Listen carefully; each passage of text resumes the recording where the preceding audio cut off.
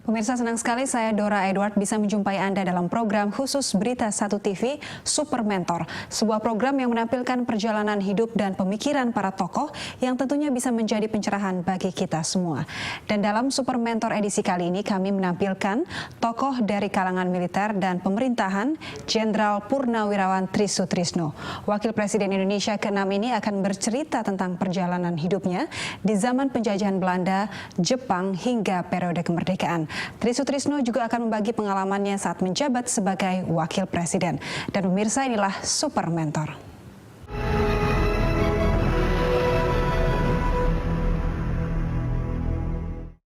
Trisutrisno lahir di era penjajahan Belanda di Kota Pahlawan, Surabaya. Mewarisi semangat orang tuanya yang pekerja keras dan hidup prihatin, Trisutrisno selalu menunjukkan rasa ingin tahu dan jiwa kepemimpinan sejak belajar di Sekolah Rakyat Taman Siswa Kedung Doro. Karir militer Trisutrisno yang cemerlang dimulai dari Akademi Teknik Angkatan Darat. Lalu ia menduduki beberapa posisi penting dari ajudan untuk Presiden Soeharto, Pangdam Sriwijaya, Pangdam Jaya, Kepala Staf Angkatan Darat, hingga Panglima ABRI. Ketika menjadi Pangdam Sriwijaya, Brigadir Jenderal TNI Trisutrisno memimpin langsung Operasi Ganesha yang merupakan operasi lingkungan hidup dengan tujuan penyelamatan kawanan gajah. Ketika menjabat Panglima ABRI, Jenderal Trisutrisno juga dipercayai mengepalai Persatuan Bulu Tangkis seluruh Indonesia dengan instruksi dari Presiden Soeharto. Dan bulu tangkis Indonesia berhasil menyumbang 5 medali di Olimpiade Barcelona 1992.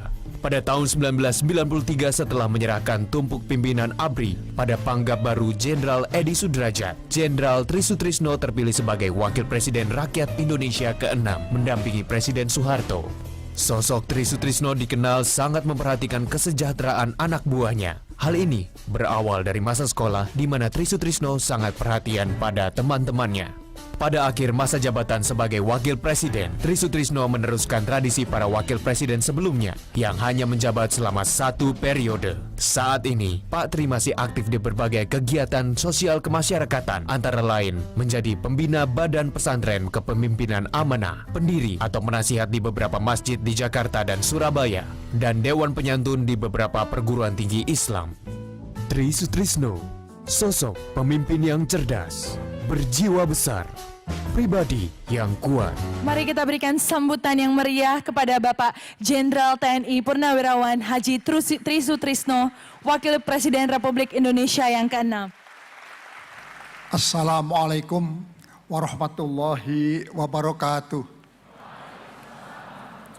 Salam sejahtera bagi kita semuanya. Om Swastiastu. Yang saya hormati Bapak Profesor Habibie, yang saya hormati Bapak Dr. Susilo Bambang Yudhoyono dan Ibu, yang saya hormati Bapak Sanana, yang saya hormati Bapak Ketua MPR, Bapak Ketua DPD dan Bapak Wakil Ketua MPR, yang saya hormati Bapak Dino dan Ibu, para hadirin sekalian yang berbahagia. Marilah tiada henti-hentinya kita senantiasa memanjatkan puji syukur kehadirat Allah Subhanahu wa taala karena kita diberikan kesempatan untuk bisa bertemu dalam forum yang baik ini, yang mulia ini, dalam keadaan sehat dan dalam suasana persaudaraan. Marilah kita terus optimis, janganlah kita ada sedikit pun pesimisme di dalam hidup. Namun kita harus kritis dan kita harus juga korektif. Kita juga mau evaluatif karena manusia itu memang perjalanannya selalu ada 2 kodrat. Ada siang, ada malam, ada tua, ada muda, ada lahir, ada mati. Juga demikian ada berhasil, ada kegagalan. Sudah sepatutnya lah kita, baik sebagai pribadi maupun sebagai bangsa. Hadirin sekalian, saya diminta untuk cerita tentang pengalaman pribadi. Dari masa kecil dan sekolah, saya memang mengalami 3 zaman. Yaitu zaman Belanda, saya masih kelas 1 di Lagere School, kelas 2 Jadi waktu itu orang Indonesia dibedakan, yang rakyat itu tidak boleh masuk sekolah Belanda. Lagers school biasa tidak boleh. Itu hanya anak-anak khusus, anak priayi, anak pegawai Belanda. Tapi kalau kita rakyat itu harus di Ongkoloro namanya. Kemudian pada saat zaman Jepang masuk, sampai awal revolusi, saya bersekolah di Taman Siswa.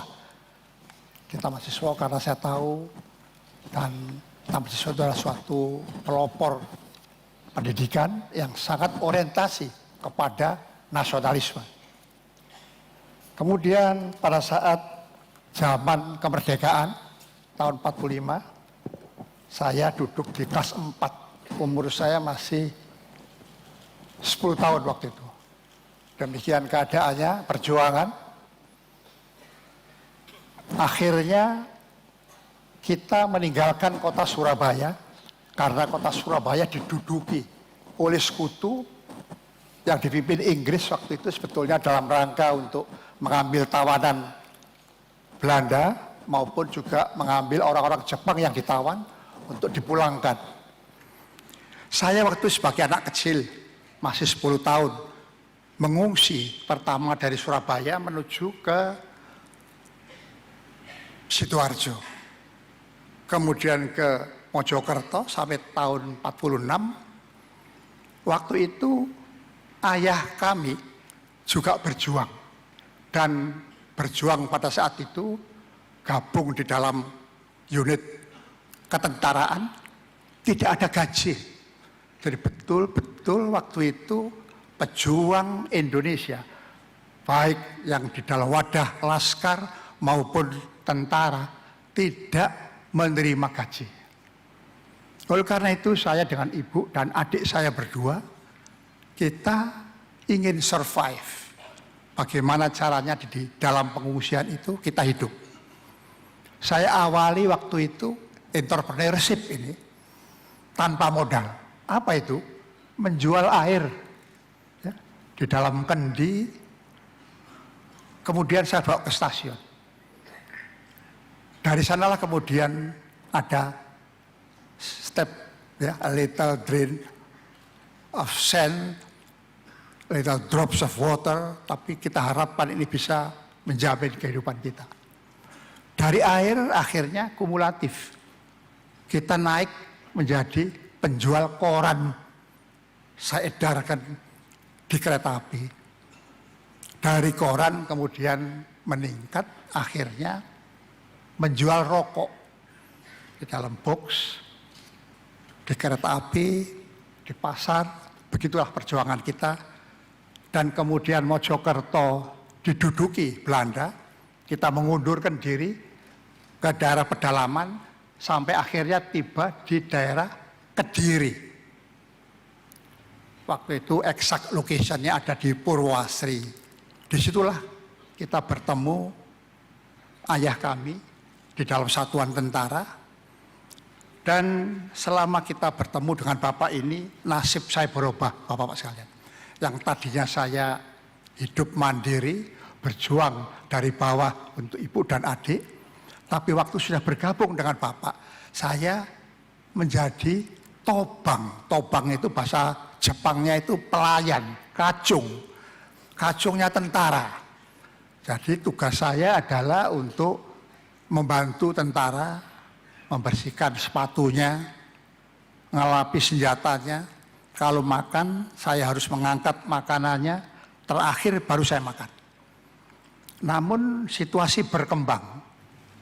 Pada saat saya umur 13 tahun, itulah saya dipercayai oleh unit batalion bapak saya itu untuk menjadi istilahnya PD, penyelidik dalam. Yaitu semacam organ intelijen yang diperintahkan masuk ke daerah pendudukan Belanda untuk membawa dokumen. Dan kemudian nanti saya di Surabaya bertemu kelompok-kelompok pejuang yang ada di dalam kota Surabaya. Dari sanalah saya memberikan dokumen dan kembalinya saya membawa suatu obat untuk resupply kesehatan.